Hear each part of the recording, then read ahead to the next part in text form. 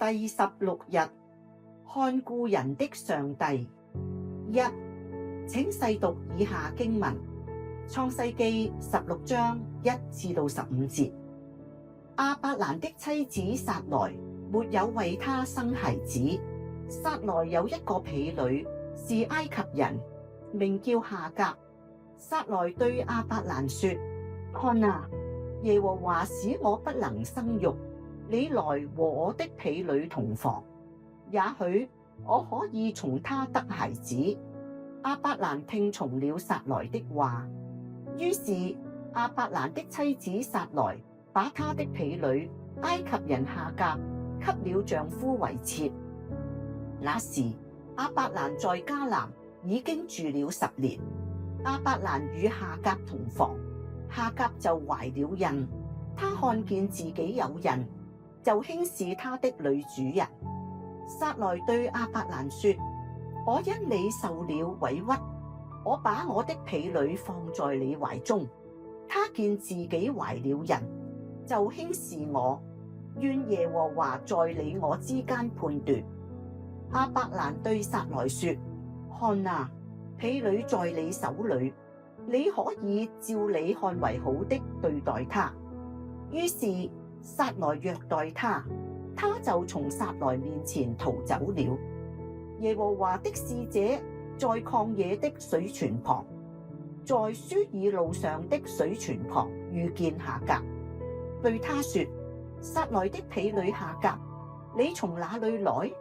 要到哪裏去？他說：我從我的女主人撒萊面前逃出來。耶和華的使者對他說：你要回到你的女主人那裏，屈服在她手下。耶和華的使者對他說：我必使你的後裔極其繁多，多到不可勝數。耶和華的使者又對他說：看啊，你已懷孕，要生一個兒子，你要給他起名叫以實瑪利，因為耶和華聽見了你的苦楚。他為人必像野驢，他的手要攻打人，人的手也要攻打他。他必常與他的眾弟兄作對。夏甲就稱那向他說話的耶和華為你是看見的神，因為他說：他看見了我之後，我還能在這裏看見他嗎？所以這井名叫庇爾拉海萊。看啊，他位於加底斯和巴列的中間。後來夏甲為亞伯蘭生了一個兒子，亞伯蘭給夏甲生的兒子起名叫以實瑪利。夏甲為亞伯蘭生以實瑪利的時候，亞伯蘭年86歲。2，看顧人的上帝。因着撒萊嘅嫉妒，夏甲喺受到主母嘅苦待之下，就從撒萊面前逃走咗啦。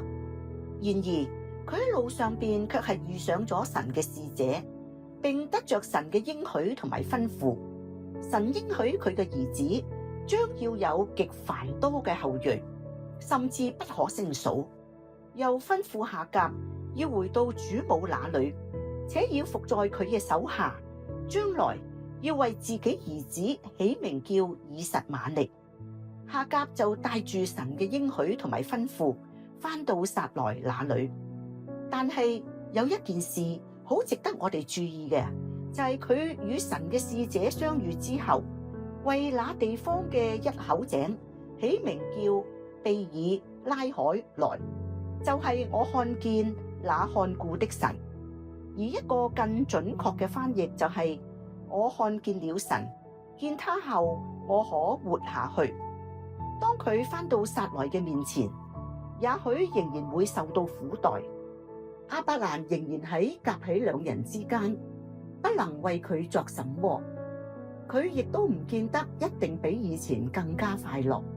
但係因着佢曾經遇到神，佢曾見了神，見咗神之後，佢就能活下去。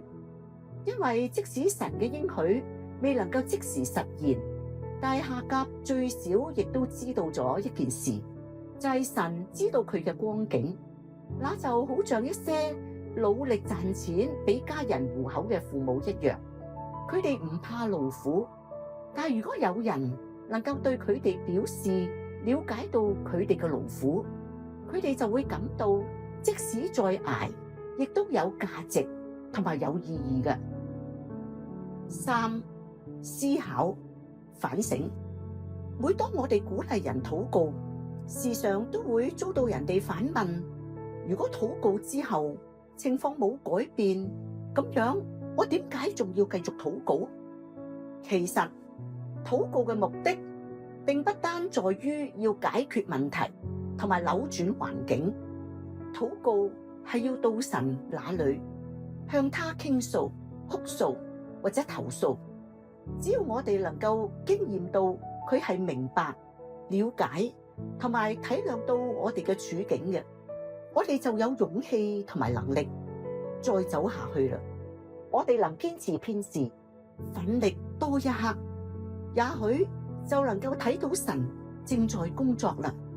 實情就係，只要感到神明白，並且在乎我哋所遭遇嘅，也就俾我哋唔少嘅鼓舞嘅力量，再往前走啦。呢個也就係夏甲嘅經歷。我看見了神，見他之後，我可活下去。4、默想禱告。有人話，一切嘅努力、掙扎同埋拼搏，如果冇人明白同埋了解，就都係冇意義嘅。相反，當有人對我哋所做嘅表示明白同埋了解，就為我哋所做嘅賦予咗意義。